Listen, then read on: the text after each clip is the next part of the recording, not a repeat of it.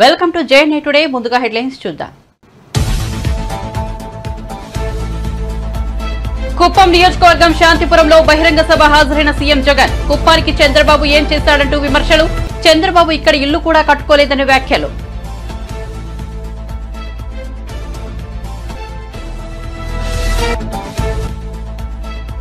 Liquor scam లో ఆధారాలు ఉంటే కవితపై చర్యలు తప్పవన్న బండి సంజయ్. బీజేపీ 370 లోక్సభ స్థానాలను గెలుచుకుంటుందని ధీమా.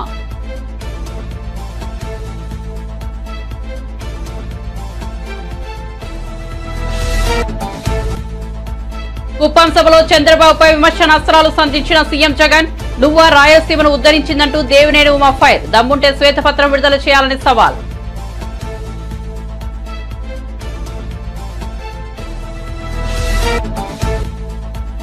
ఖమ్మం నుంచి పోటీ చేయాలని కేడర్ అడుగుతోందన్న విహెచ్. పార్టీ కోసం తనకంటే ఎక్కువ కష్టపడిన వాళ్లు ఉన్నారా అని ప్రశ్న. అసెంబ్లీ ఎన్నికల్లో రేవంత్ రెడ్డి తాను ఎక్కువగా తిరిగామన్న విహెచ్.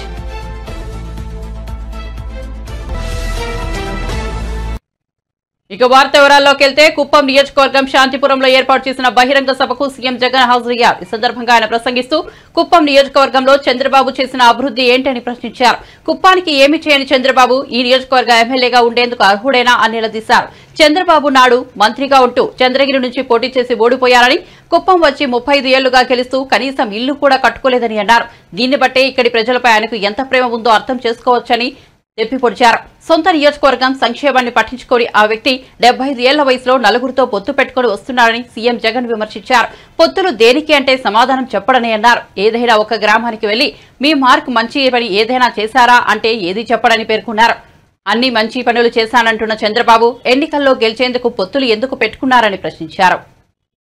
ఎమ్మెల్యేగా ఉండి 14 సంవత్సరాలు ముఖ్యమంత్రిగా ఉండి కుప్పం బ్రాంచ్ కెనాల్ పనులు పూర్తి చేయలేకపోయారు అనంటే, కుప్పానికే నీరు తీసుకొని రాలేదు అనంటే, కుప్పానికే ప్రయోజనం ఈ నాయకుడి వల్ల ఇక రాష్ట్రానికి ఏం ప్రయోజనం ఉంటుందో అందరూ కూడా ఒక్కసారి బాగా ఆలోచన చేయాలని చెప్పి కోరుతా ఉన్నాను. చంద్రబాబు హయాంలో కుప్పం బ్రాంచ్ కెనాల్ పనులు జరిగాయో మీ అందరికీ కూడా తెలుసు. దాన్ని నీరు పారే కాలువగా కాకుండా తన జేబులో నిధులు పారే కాలువగా మార్చుకున్న పరిస్థితులే మనందరికీ కూడా కనిపిస్తాయి.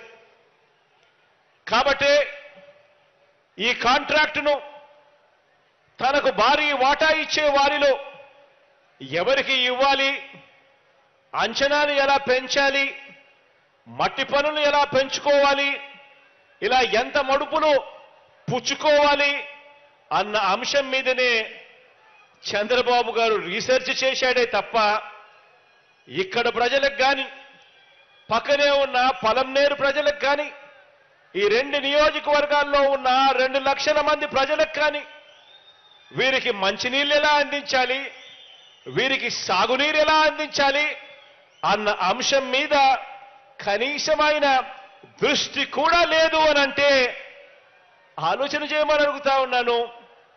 కుప్పం ప్రజలు, పలంనేరు ప్రజలు కలలు గన్న ఈ స్వప్నాన్ని పూర్తి చేసింది ఈరోజు, చిత్తశుద్ధి చూపించింది ఈరోజు మీ బిడ్డ ప్రభుత్వమే అని చెప్పడానికి ఈరోజు గర్వపడతా ఉన్నాను.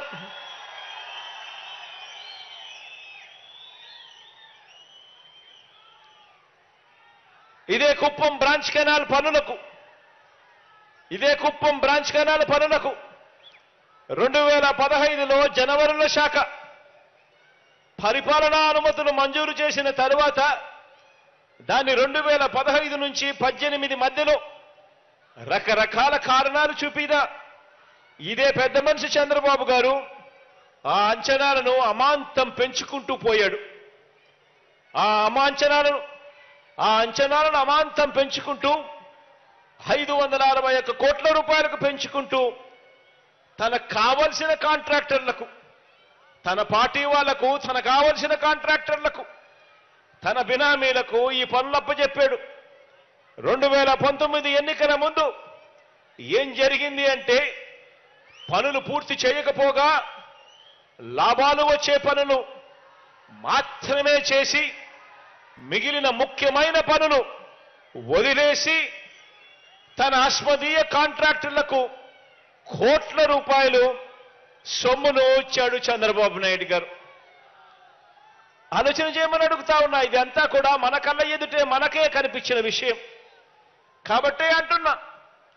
కుప్పం పలమనేర్లలో 4 లక్షల ప్రజలు దశాబ్దాలుగా తాను ఎంతో ప్రశాంతంగా ఉన్న శ్రీకాకుళంను చూశారని, ఇప్పుడు శ్రీకాకుళం రౌడీల చేతిలోకి వెళ్తోందని ఏపీ మంత్రి ధర్మాన ప్రసాదరావు ఆందోళన వ్యక్తం చేశారు.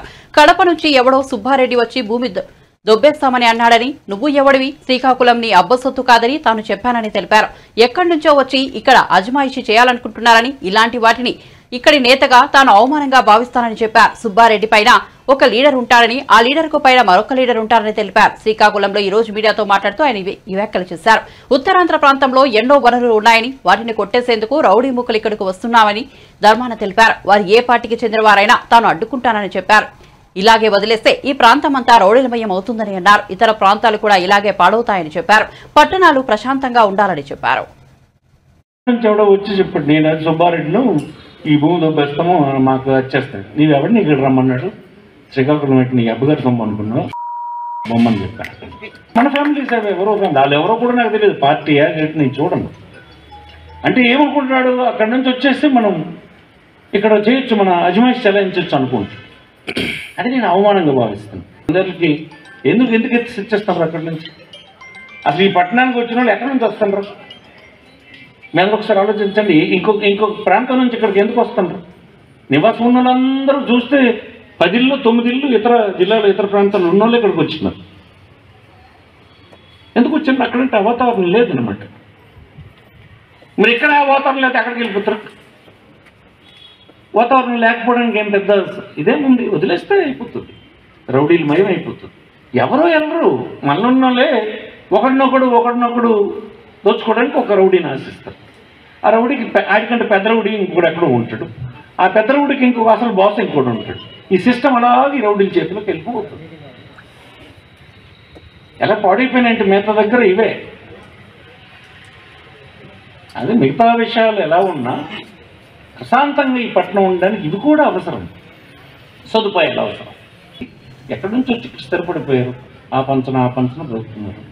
బాధ్యత లేకుండా వచ్చినాడు అవేళ పైసా పరకు కోసం ఏదో ఒక పని చేస్తే తప్పుదారికి వెళ్ళిపోతుంది.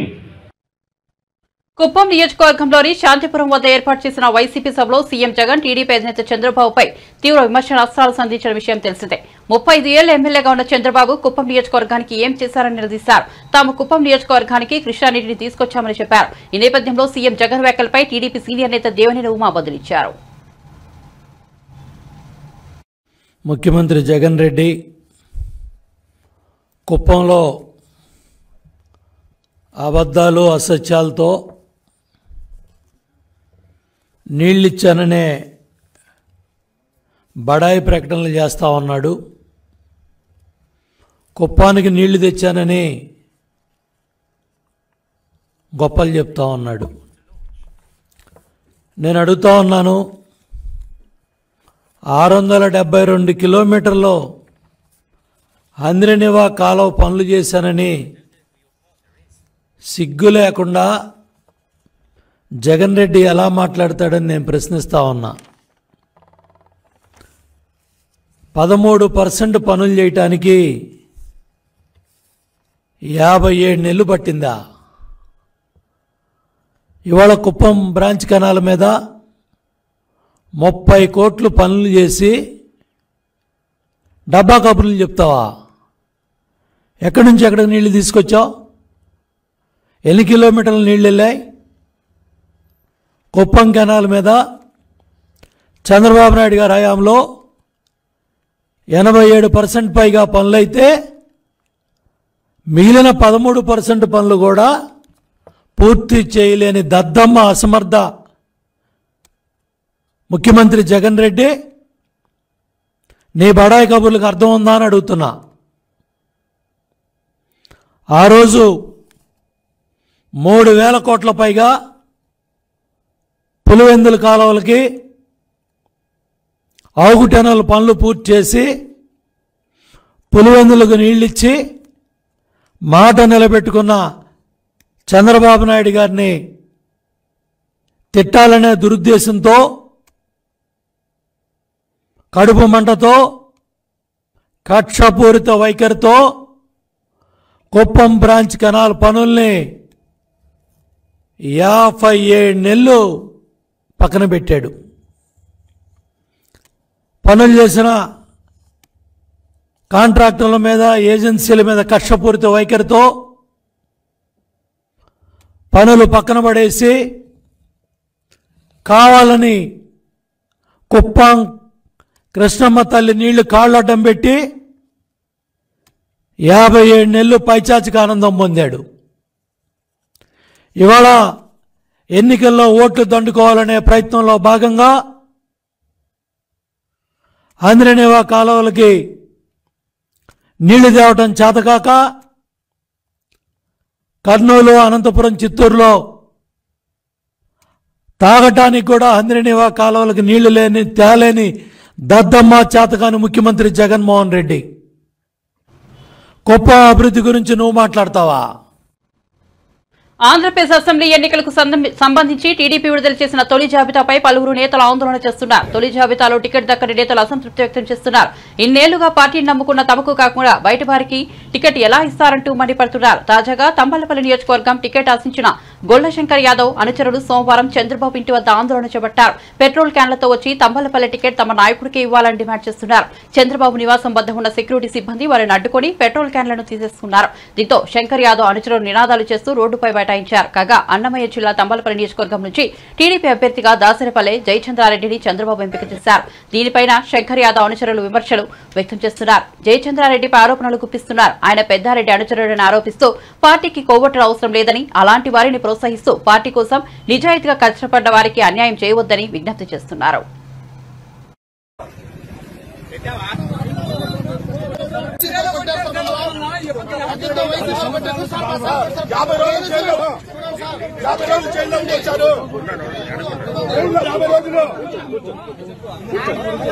అవకాశం ఇవ్వద్దండి.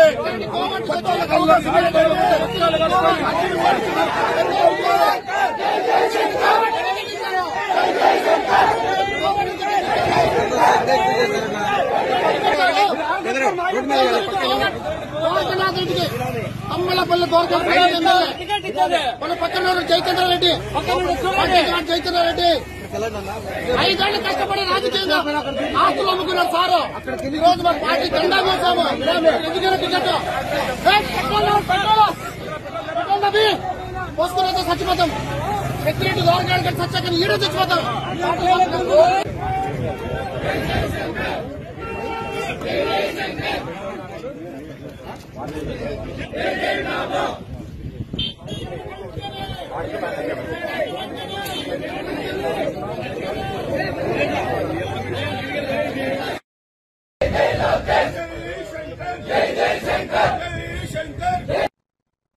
మరో 2 రోజుల్లో తాను వైసీపీలో చేరుతానని వైసీపీ మైలవరం ఎమ్మెల్యే వసంత కృష్ణప్రసాద్ తెలిపారు. టీడీపీ అధినేత చంద్రబాబు సమక్షంలో టీడీపీ కండువా కప్పుకుంటానని చెప్పారు. మైలవరం నియోజకవర్గంలోని కార్యకర్తలతో కలిసి చంద్రబాబు వద్దకు వెళ్తానని తెలిపారు.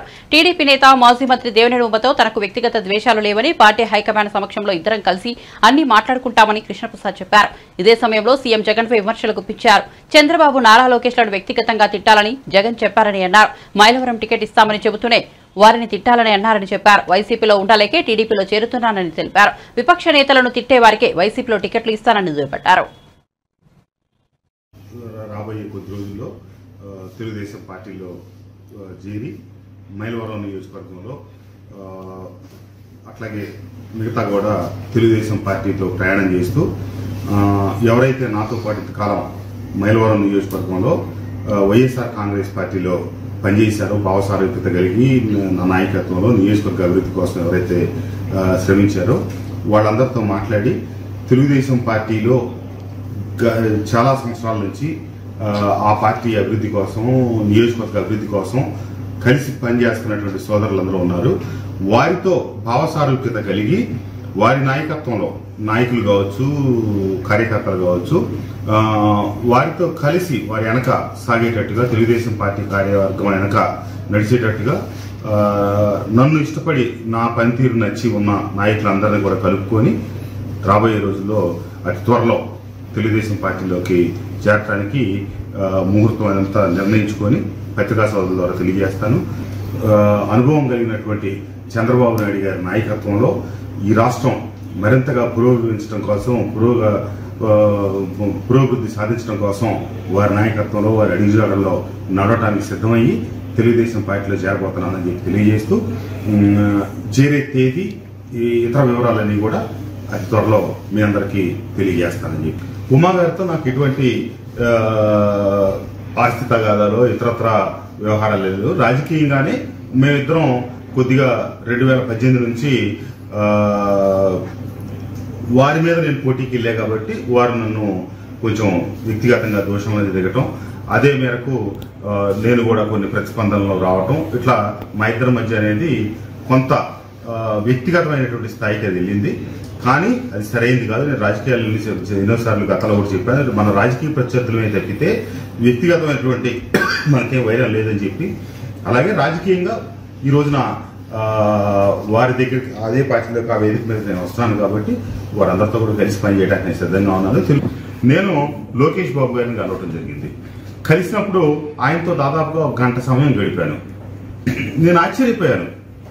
ఎందుకంటే ఆ గంట మాట్లాడిన దాంట్లో కనీసం 6-7 సందర్భాల్లో ముఖ్యమంత్రి గారి ప్రస్తావన, జగన్మోహన్ రెడ్డి గారి ప్రస్తావన వచ్చింది.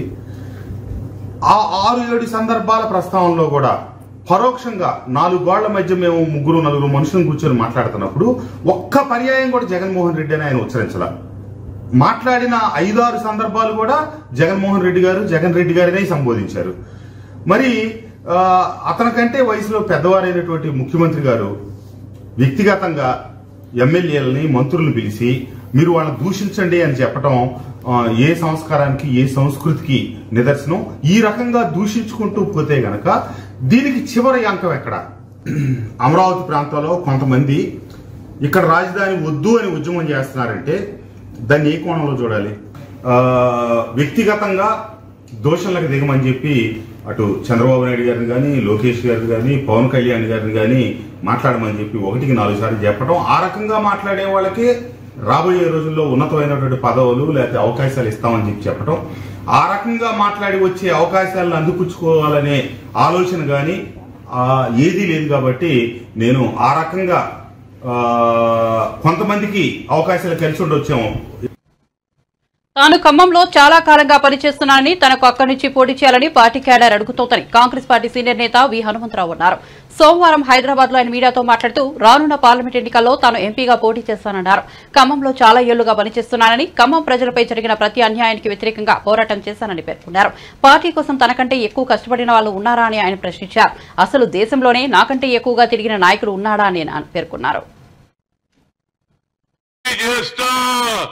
పోటీ చేసి తీర్తా, దానికి చూడు ఏది ఖమ్మం నుంచి నేను చేసిన కార్యక్రమాలు చూడండి.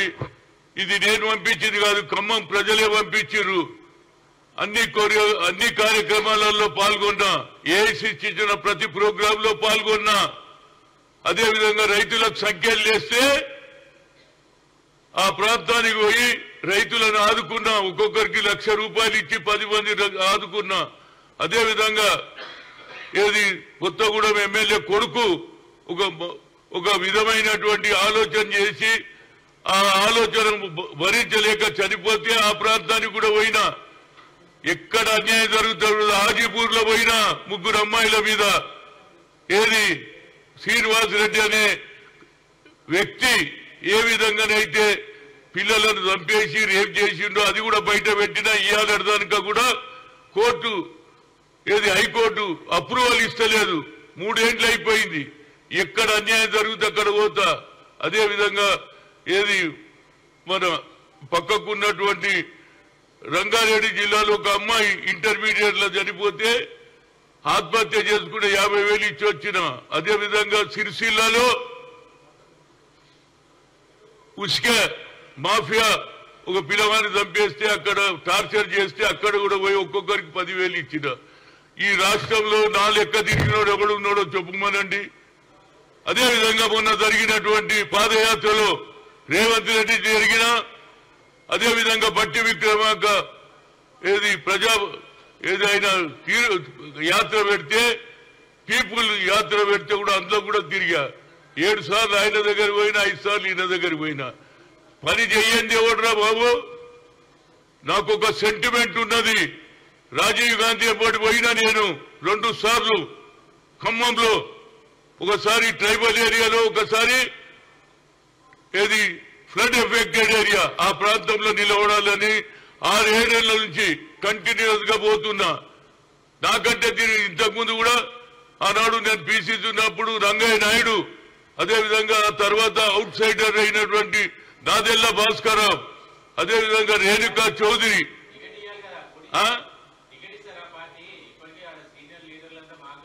చూడండి ప్రజలలో నాకు అభిమానం ఉంది. అదే కాకుండా అన్నిటికంటే ముఖ్యం 7 సీట్లు ఉంటే 4 ఎస్సీ ఎస్టీలకు ఇచ్చిండ్రు, 3 జనరల్ ఉంటే అది కూడా అప్పర్ క్లాస్ తీసుకున్నారు. ఇది న్యాయమైన కేసు నాది.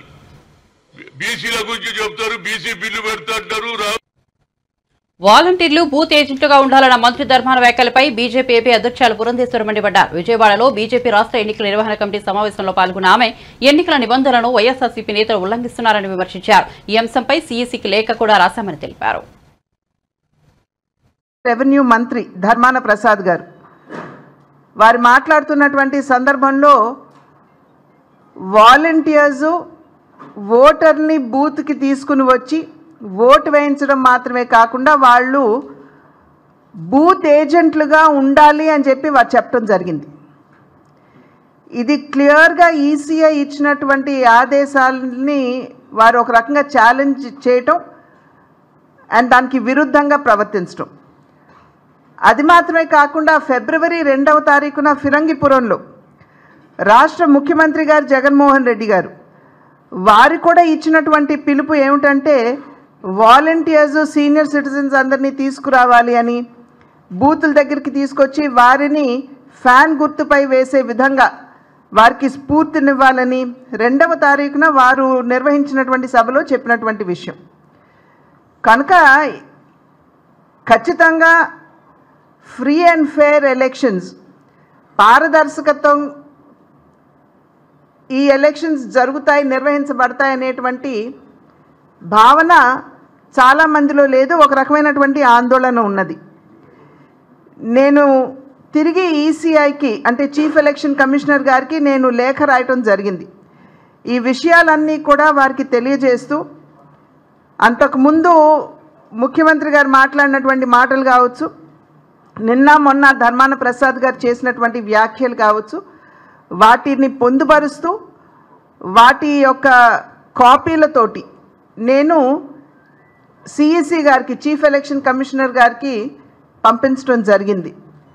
కనుక ఇవాళ పారదర్శకతో ఎలక్షన్స్ ఫేర్గా చేయవలసినటువంటి బాధ్యత ఇవాళ చీఫ్ ఎలక్షన్ కమిషనర్ గారి మీద ఉన్నది అని చెప్పి మేమందరం కూడా భావిస్తున్నాం. మన రాష్ట్ర రెవెన్యూ మంత్రి ధర్మాన ప్రసాద్ గారు వారు మాట్లాడుతున్నటువంటి బీఆర్ఎస్ పైన కేసీఆర్ పైన కోపంతోనే గత అసెంబ్లీ ఎన్నికల్లో ప్రజలు కాంగ్రెస్ పార్టీని గెలిపించారని బీజేపీ సీనియర్ నేత మాజీ మంత్రి ఈటెల రాజేందర్ అన్నారు. సోమవారం ఆయన గజ్వేల్లో మీడియాతో మాట్లాడుతూ రానున్న లోక్సభ ఎన్నికల్లో తెలంగాణ ప్రజలు బీజేపీకి ఓటు వేసి గెలిపిస్తారని ధీమా వ్యక్తం చేశారు. పార్లమెంట్ ఎన్నికల్లో బీజేపీకే మా ఓటు అని ప్రజలు కూడా చెబుతున్నారన్నారు. ప్రధాని మోదీ నాయకత్వంలో ఎలాంటి మచ్చ లేకుండా ఎన్డీఏ ప్రభుత్వం కొనసాగుతోందన్నారు. సెల్ ఫోన్లలో మనం చూస్తూ ఉంటాం. ఆయన మొట్టమొదటి వచ్చినప్పుడు చేసే మొట్టమొదటి పని తెలుసా? ఇవాళకి కూడా దేశవ్యాప్తంగా మహిళలు ఆడబిడ్డలు చెంబులు పట్టుకొని బయట పొంగిపోయే దుస్థితి ఎందుకున్నది? వెనుకట్లాగా చదువు లేకుండా లేని జనం మన గుడిసెలలో కానీ చిన్న చిన్న కుటుంబాల్లో కానీ మగపిల్లలైనా ఆడపిల్లలు చదువుకుంటారు. చదువుకున్న ఆడపిల్లలు పెద్ద పెద్ద కుటుంబాలతో దోస్తాన్ చేస్తూ ఉంటారు. ఎప్పుడన్నా వాళ్ళు మన ఇంటికి వస్తే దోస్తాన్లా. రెండవది, వారు పనికి రావు. మీ 2,50,000 రూపాయలు 3 లక్షల రూపాయలు పనికి రావు. నేనే ప్రతి గ్రామంలో గుడిసెలలో ఉండే వాళ్లకు, కొత్తగా ఏర్పడ్డ కుటుంబాలకు ఇల్లు లేని వాళ్లకు 5,04,000 రూపాయలతో కట్టిస్తానని చెప్పింది.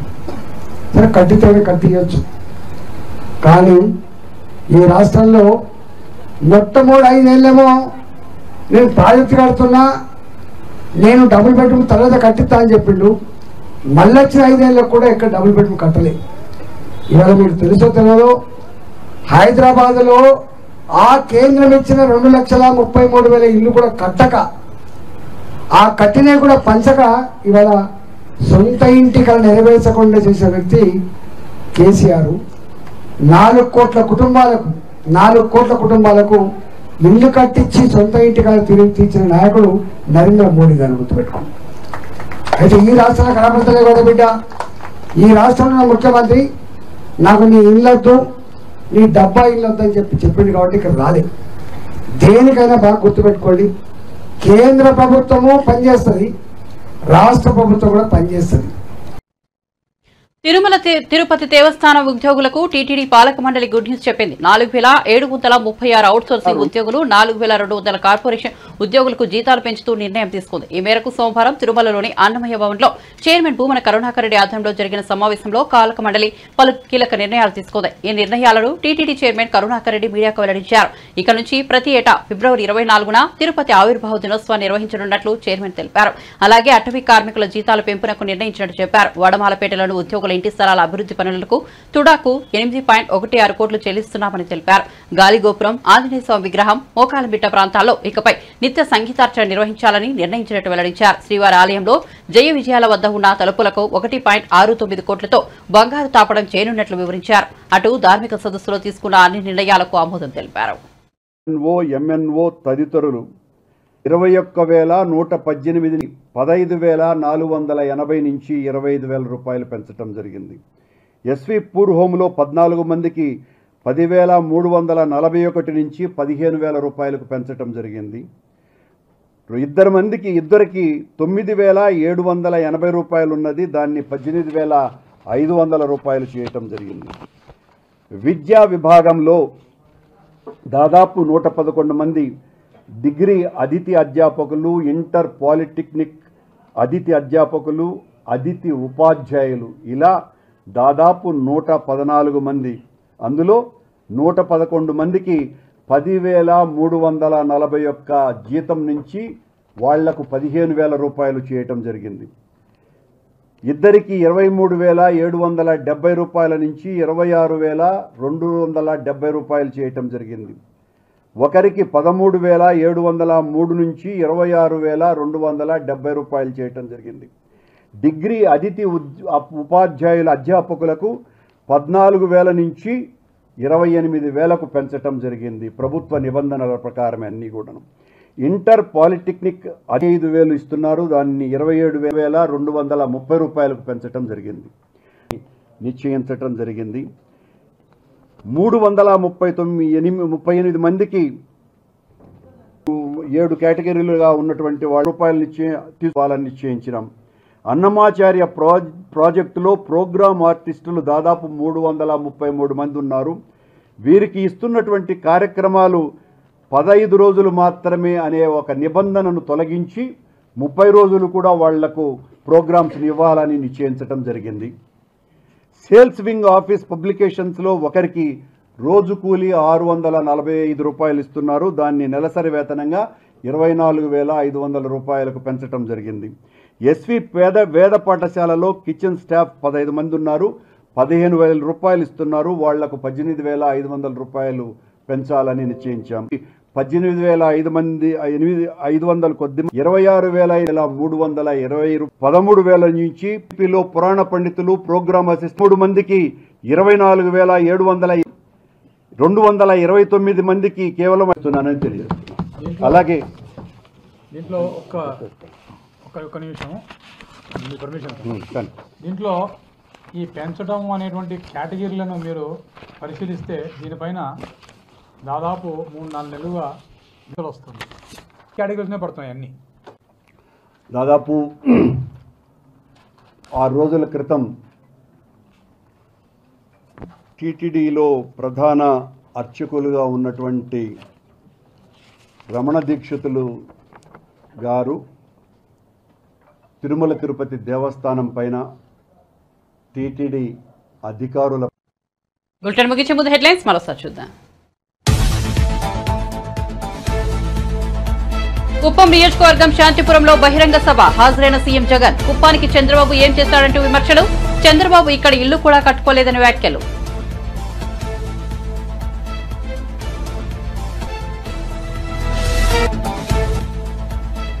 లిక్కర్ స్కామ్స్ లో ఆధారాలు ఉంటే కవితపై చర్యలు తప్పవన్న బండి సంజయ్. బీజేపీ 370 లోక్సభ స్థానాలను గెలుచుకుంటుందని ధీమా.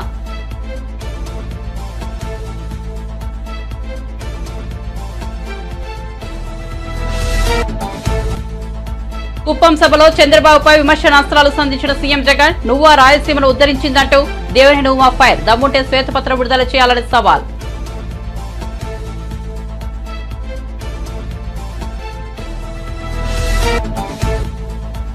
ఖమ్మం నుంచి పోటీ చేయాలని కేడర్ అడుగుతోందన్న విహెచ్. పార్టీ కోసం తనకంటే ఎక్కువ కష్టపడ్డ వాళ్ళు ఉన్నారా అని ప్రశ్న. అసెంబ్లీ ఎన్నికల్లో రేవంత్ రెడ్డి తాను ఎక్కువగా తిరిగామన్న విహెచ్.